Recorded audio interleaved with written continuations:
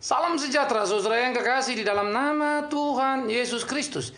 Kepatuhan Kristiani akan terus kita bicarakan lagi dalam beberapa waktu ini. Dan bacaan kita masih tetap di dalam Matius pasal 22 ayat 15 sampai 22. Nah, apa yang dikatakan di dalam bacaan kita Matius 22 ketika latar belakang Yesus ditanya tentang bagaimana hidup, ya, dan dia menjawab dengan cara yang luar biasa bagaimana kepatuhan pada pemerintah harus dijalani di dalam konteks pemulihan Allah, baik dalam bentuk yang negatif yaitu pemerintah yang menekan maupun positif pemerintah yang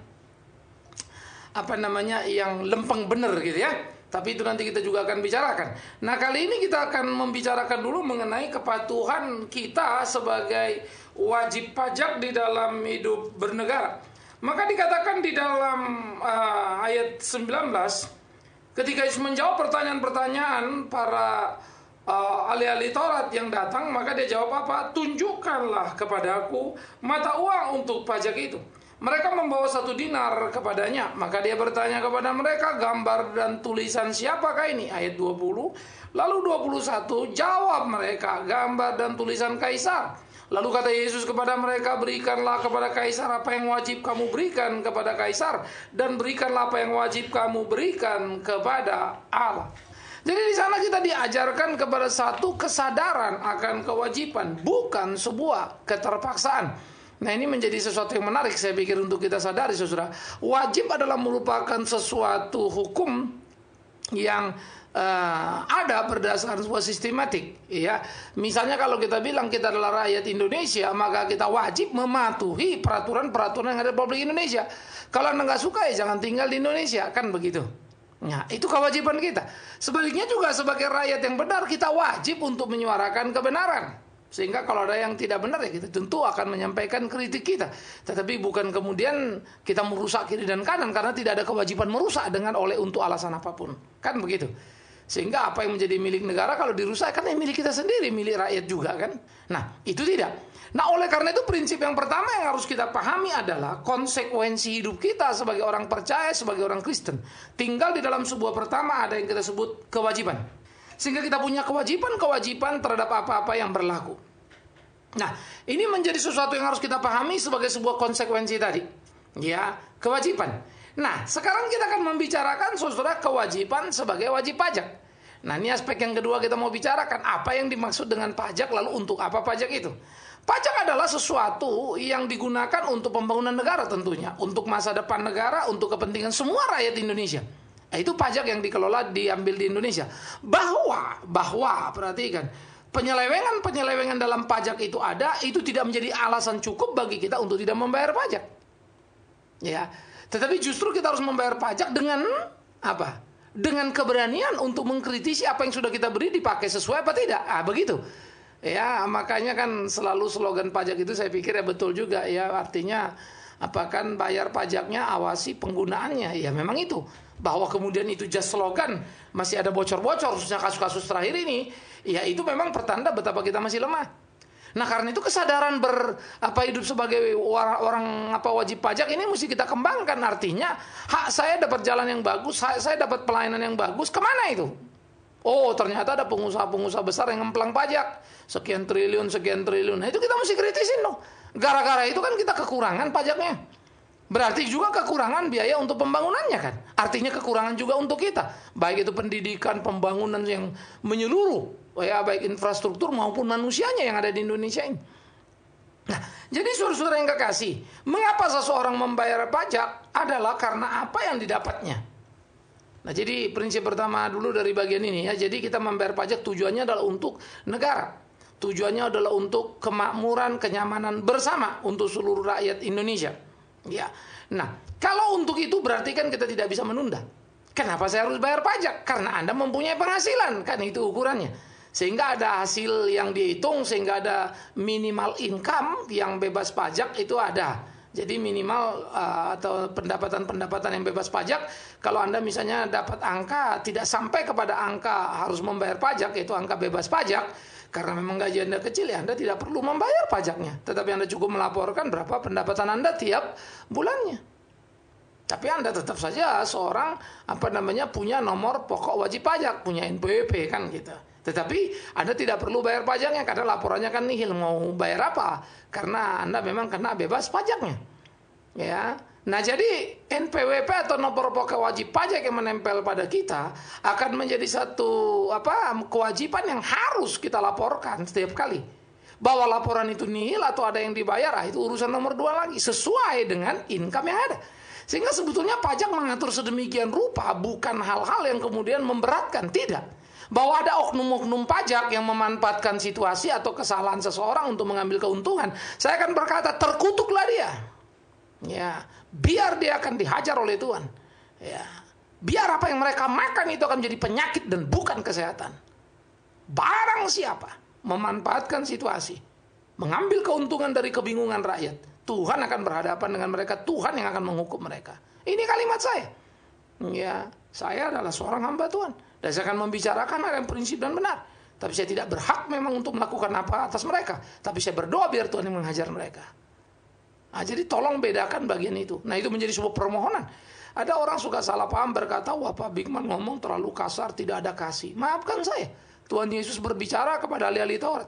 Celakalah kalian ahli-ahli Taurat. Kalian ini masuk ke neraka. Nah loh, Matius 23, masuk ke neraka. Tetapi orang-orang lain yang sedang berjalan menuju surga pun pintu surga kalian halangi, supaya tidak ada yang bisa masuk ke sana. Artinya apa? Sudah ahli Taurat itu masuk ke neraka, dibawanya lagi orang masuk ke neraka. Tuhan murka dan marah pada mereka. Baca Alkitab itu baik-baik. Ya, Amos pun dipakai itu di perjanjian baru. Di perjanjian lama para nabi juga berteriak. Amos berteriak, pemimpinmu makan suap, imanmu makan suap. Wah, itu Nabi Amos teriak. Jadi jangan lagi orang Kristen berbasa-basi dalam hidupnya. Sehingga dengan basa-basi itu, dengan alasan kasih, kita bersembunyi dari kebenaran yang harus ditegakkan. Jadi setiap orang Kristen, kalau Anda Kristen wajib bayar pajak. Yang tidak Kristen wajib juga bayar pajak. Yang tidak bayar pajak, biar Tuhan yang menghukumnya. Jangan kau pikir kalau kau bisa lepas dari negara, lalu kau bisa lepas seenakmu. Akan banyak bentuk hukuman yang Tuhan bisa berikan pada tiap orang. Ya, itu perhatikan baik-baik. Sehingga dengan demikian perenungan kita itu menjadi satu perenungan yang serius dalam hidup yang bertanggung jawab. Sehingga kepatuhan Kristiani khususnya dalam konteks kekristenan itu terwujud dalam kehidupan kita. Karena apa? Kita wajib membayar pajak karena kita punya penghasilan. Sistem negara itu akan berjalan dengan penghasilan itu dikumpulkan berdasarkan apa yang ada. Lalu dipajakin sekian persen. Nah, itulah yang dipakai untuk mengelola kepentingan bersama kita. Anda kan tidak pernah bangun jalan dibangun pemerintah. Uangnya dari mana? Ya dari saudara dan saya juga.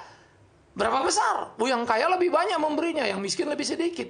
Tapi itu kan pajak berdasarkan rezeki, kan begitu. Sehingga secara teologis, kalau yang banyak kasih banyak, dikit kasih dikit, sesuai dengan kemampuan berdasarkan persentase yang ditentukan. Itu kan sehat banget ya. Karena kita pun mengajarkan hal-hal itu, saudaraku. Tata tertib yang ada. Kalau Lewi itu kan juga diatur itu perpuluhan, lalu ada 11 suku mesti membayar. 11 kali 10, 110 itu. Apa imam itu langsung jadi kaya raya? Tidak. Imam kurang ajar yang memperkaya dirinya dari perpuluhan. Ya. Itu sebab Tuhan marah sama mereka. Perpuluhan kau bicarakan, keadilan kau labaikan. Yaitu apa? Bahwa hak janda miskin, hak orang asing tidak diberikan. Tentu Tuhan marah. Karena imam cuma ngurus dirinya lalu memoles-moles bait Allah. Tapi janda miskin yang punya hak atas perpuluhan, orang asing yang punya hak atas perpuluhan, nggak pernah terima. Ya, karena imam memperkaya dirinya. Bukan itu. Nah, makanya ajas keadilan itu yang dimaksud di situ, sistem distribusinya, keterbukaannya. Sehingga munculnya konsep itu. Tetapi jangan lupa, bukan hanya perpuluhan itu saja yang diberikan. Sebetulnya seluruh kehidupan di PL pun sudah muncul. Pada titik ini ada persembahan ini, ada persembahan itu. Kalau pohonmu buahnya jatuh, lalu boleh diambil orang. Sekarang mana ada yang begitu-begituan. Yang kita mau cuma angka yang kita dapat, lalu kita telan, kan begitu. Nah, itu menjadi sebuah kengerian. Nah, sekarang kita kembali kepada kejujuran. Ya, bagaimana kehidupan kita sebagai wajib pajak, maka kita wajib membayar pajak kita sesuai dengan kemampuan kita. Ya, pada waktu saya dihitungkan oleh seorang rekan saya yang baik hati, lalu bilang, wah, ayo mesti bayar pajak begini-begini, karena pas Tuhan kasih rezeki kita beli rumah. Jadi sebetulnya income saya juga bingung. Ya, karena saya fix income saya kecil sekali, artinya yang saya terima tunjangan secara resmi. Ya. Lalu kan kadang-kadang ada kawan kasih, teman dukung, itu saja income yang tidak bisa ditetapkan. Tetapi ya puji Tuhan selalu cukup saja. Nah itu memang luar biasa. Tapi kalau ditanya angkanya berapa kan bingung sendiri. Lalu karena kita ada beli, dapat rezeki juga dari kawan-kawan lalu beli rumah. Nah itu kita anggap jadi income. Akibatnya apa? Karena pas tahun itu beli rumah, tahun itu mesti lapor, tentu kan jadi besar laporannya kan. Nah, lalu dia bilang begini, oh ini angkanya cukup besar loh, lo mesti bayar segini gitu ya. Tapi ini bisa sih di-set, diatur kecil, nanti begini. Tapi saya bilang sama dia, nggak apa-apa lah, besar-besar lah, nggak apa-apa saya bayar. Ya, saya nggak tahu persis income saya berapa, tapi saya pikir angka yang saya bayar itu sekian juta itu, nggak terlalu besar lah. Artinya dalam 1 tahun toh kita bagi sebulan cuma segini, nggak apa-apa lah kan gitu. Ya, sehingga saya mesti membayar ratusan ribu tiap bulan, tidak mengapa. Ya, artinya saya berhitungnya cuma begini, tidak jadi miskin saya karena kayaknya bayar segitu. Walaupun mungkin angka itu menjadi cukup besar dari rata-rata orang misalnya ya. Tetapi saya pikir kehormatan juga kan saya bisa membantu bangsa saya, negara saya. Dan bagi saya kemerdekaan juga kan sebagai hamba Tuhan. Jadi saya bisa bicara apa yang saya harus bicarakan. Saya bisa pertanggungjawabkan apa yang saya bicarakan. Sehingga saya mau berkata misalnya sebagai wajib pajak, bayar pajakmu. Jangan tidak. Jangan memanipulasi. Nah, jadi saudara-saudara yang kekasih, kemudian pada waktu itu dilakukan ya saya bayar. Oke. Lalu kawan saya bilang, jadi angkanya nggak usah diturunin nih. Nggak usah. Nggak apa-apa lah hitung-hitung kita memberi sumbangan. Nah, yang mengagumkan bagi saya memang pada waktu itu justru teman saya ini nggak tahu bagaimana dia dukung. Udahlah kalau memang gitu udah bayar segitu. Pas waktu saya mau bilang uangnya oke saya kirim kemana nih? Nggak usah lah. Ya, jadi saya berterima kasih juga dia dukung. Tetapi prinsipnya saya pribadi pun akan bayar segitu. Itu sikap saya. Ya, saya bersyukur untuk dia mau ambil bagian, tetapi menjadi mengagumkan adalah yang menjadi penting sikap dia itu bagi saya sangat menyenangkan, artinya ambil bagian itu. Tetapi bagi saya sebagai hamba Tuhan itu kewajiban memang harus saya penuhi. Didukung atau tidak, karena didukungnya kan sesudah saya keluar statement, saya akan bayar itu. Ya. Nah, jadi artinya yang saya ingin mengatakan saudara, ada saja kok cara Tuhan, artinya dengan peristiwa itu saya cuma mau bilang, enggak kiri saya gara-gara itu, betul kok Tuhan pelihara lah. Ya, banyak aspek. Ya, besok-besok saya bayar sendiri, saya akan bayar sendiri, enggak ada problem kok. Ya, karena seperti saya bilang tadi, tidak miskin saya karena angka itu. Tapi justru merdeka saya karena itu. Ya, bahagia saya karena itu. Jadi, kepatuhan Kristen itu harus kita wujudkan, saudara. Jadi, janganlah kita belajar-belajar memanipulasi pajak. Hanya saja ada satu kawan saya bilang, memang urusan pajak paling repot. Saya ini Pak 100% bayar pajak plus. Loh, kenapa 100% plus? Ya tetap aja, kita mau bayar pajak resmi juga yang datang ya tetap aja utak-atik sana, utak-atik situ ya. Tetap aja uang mesti keluar. Ya, lalu kan selalu Dirjen Pajak atau dari Direktorat Pajak kan bilang laporkan. Nah itulah persoalan yang jadi ironis. Siapa yang berani melaporkan itu? Habis dilaporkan geng yang lain langsung disikat lagi. Itu ironisnya karena jejaringnya terlalu besar.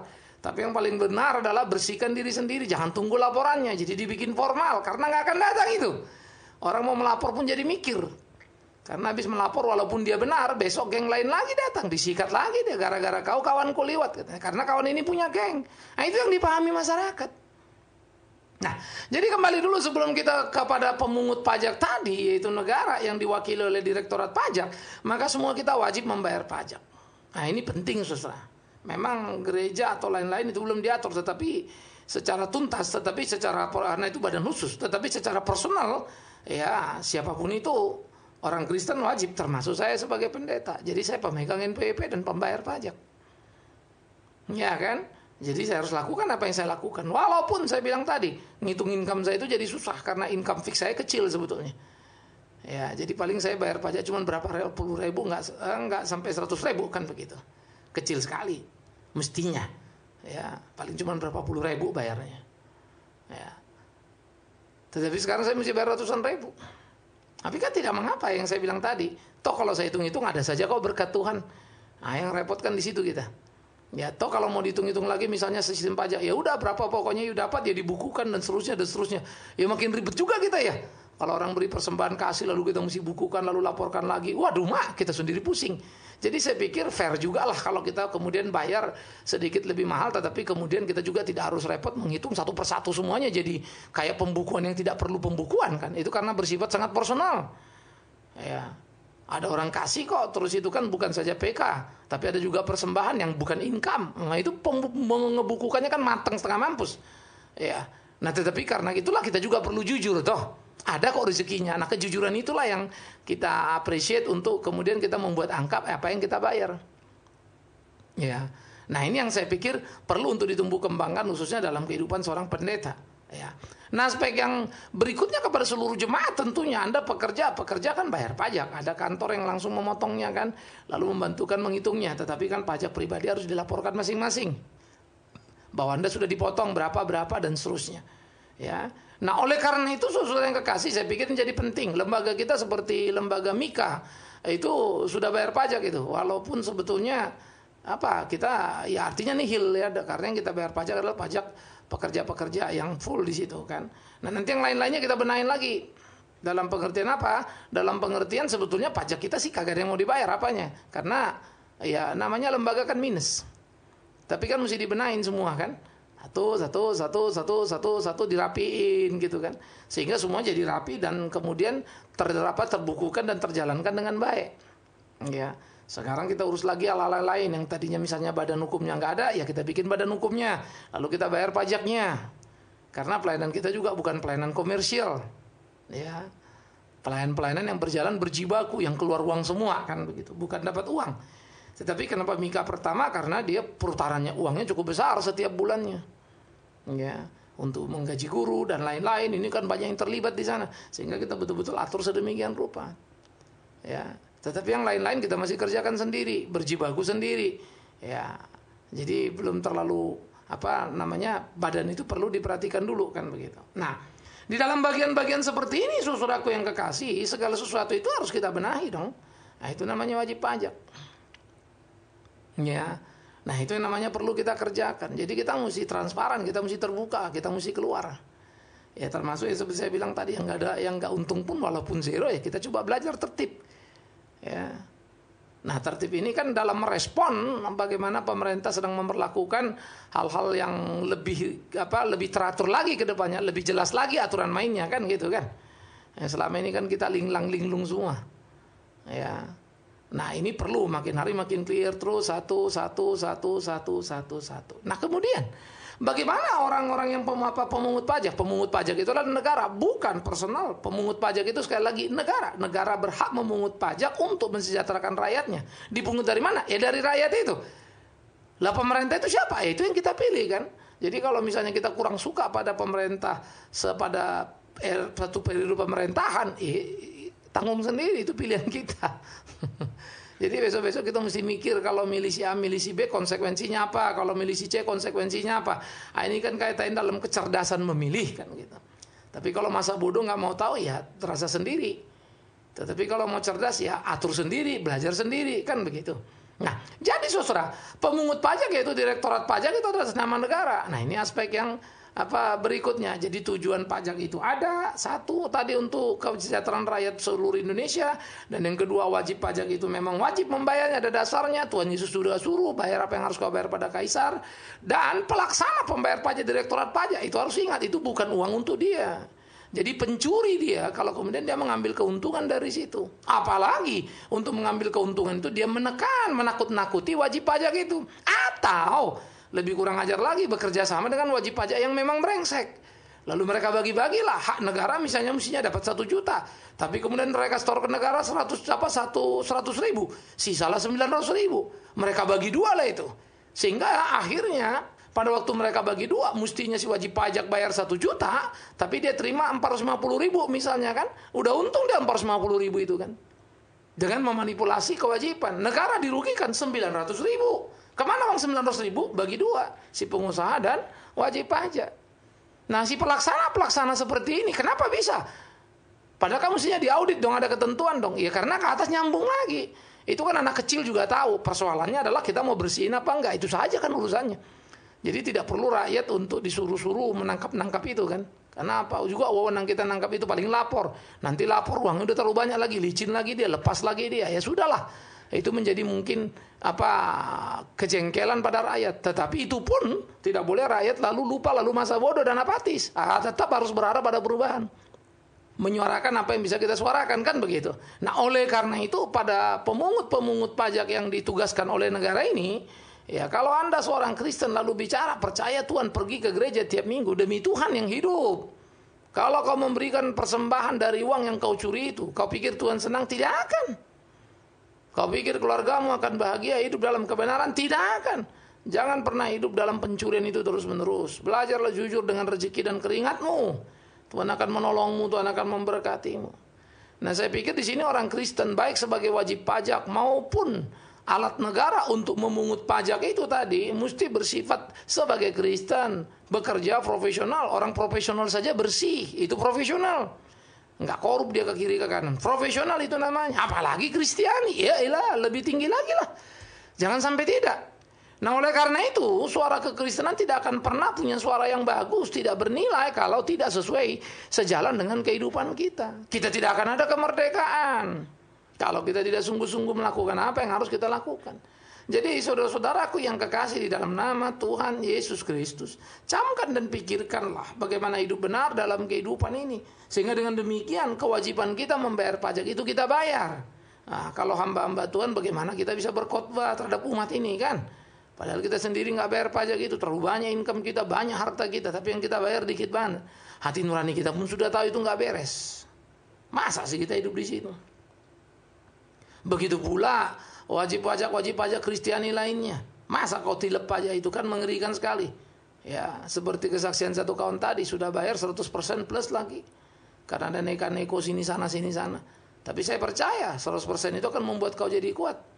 Satu waktu neko itu pun akan hilang dengan sendirinya. Ya, kita perlu keberanian untuk melawan itu. Walaupun ada risikonya. Dan aspek yang ketiga, pemungut pajak yang ditugaskan negara. Kau Kristen, mana perilaku hidupmu? Jadi model, jadi contoh lah. Ya. Jangan pula kita hidup sama dengan yang lain, gak ada bedanya. Apa gunanya kita Kristen? Lalu orang kan bilang, kau Kristen, aku tidak, sama aja kok. Sama malingnya kita. Yang repotnya lagi, sama-sama tahu pula lagi. Alamak. Ya, jadi saudaraku yang kekasih, marilah kita belajar melakukan apa yang Tuhan Yesus katakan, supaya jangan hidup kita itu ngambang rohani, melulu gereja, melulu aktivitas, melulu kegiatan, melulu, tetapi kualitas hidup kejujuran kita tidak terlihat. Sorry, itu tidak akan mencerminkan keimanan yang sejati. Iman tanpa perbuatan kosong itu. Jadi kalau kau beriman Yesus Kristus Tuhan, berbuatlah yang benar, bayarlah pajak yang benar. Awasi pula dengan benar, bersuara yang benar, Tuhan menolongmu, Tuhan menolongku. Karena dialah jalan yang benar dan dia akan membawa kita kepada kehidupan yang sesungguhnya. Dia yang sudah membenarkan kita, biarlah kita hidup benar. Tuhan memberkati saudara, Tuhan menolong saudara, berubahlah dalam sikapmu, jadilah Kristen yang sungguh. Kalau memang kau cinta Yesus dan dicintainya. Tapi kalau tidak mengapa, tetaplah jadi Kristen yang main-main, hamba Tuhan yang main-main. Karena kau memang tidak dihitung oleh Tuhanmu. Paling tidak, itu caramu menilai dirimu. Tuhan memberi kita bijaksana. Amin. Mari kita berdoa. Kami bersyukur, kami berterima kasih ya Tuhan untuk setiap hari-hari kami, hidup kami. Dan kami mau berdoa supaya Tuhan menolong, menuntun, membimbing kami, supaya hari-hari kami jadi hari yang penuh sukacita. Di dalam hidup sebagai anak bangsa, Tuhan tolong kami untuk bisa bersuara sesuai dengan kebenaran, melakukan apa yang menjadi kehendak Tuhan. Khususnya dalam kepatuhan kami terhadap pajak yang memang untuk mensejahterakan negara kami. Karena firman-Mu pula yang berkata, sejahtera kota adalah kesejahteraan kami. Tapi bagaimana kota negara ini mau sejahtera kalau kami tidak bayar pajak? Dan kami pun mohon ampun kalau kami hanya terus berdoa kepadamu supaya kau mensejahterakan negara kami, tapi kami sendiri tidak pernah membayar pajak sesuai atau sebagaimana mestinya yang sesuai dengan tanggung jawab kami. Ampuni kami Tuhan kalau kami seringkali bermuka dua bersikap seperti ini. Kami seringkali menganggap sepertinya kau tidak tahu, padahal kau Allah yang maha tahu. Karena itu tolonglah kami dalam hidup kami, ajarlah kami jujur. Gentarkan hati kami ketika kami mulai tidak jujur, buat kami gelisah dan takut. Supaya kami terus berjalan di jalan-Mu. Dan kami sadar akan kehendak-Mu, dan mampukanlah kami melakukan kebenaran itu. Demi Yesus Kristus Tuhan kami yang hidup, kami berdoa bersyukur pada Bapa di dalam sorga. Terpujilah Tuhan. Amin.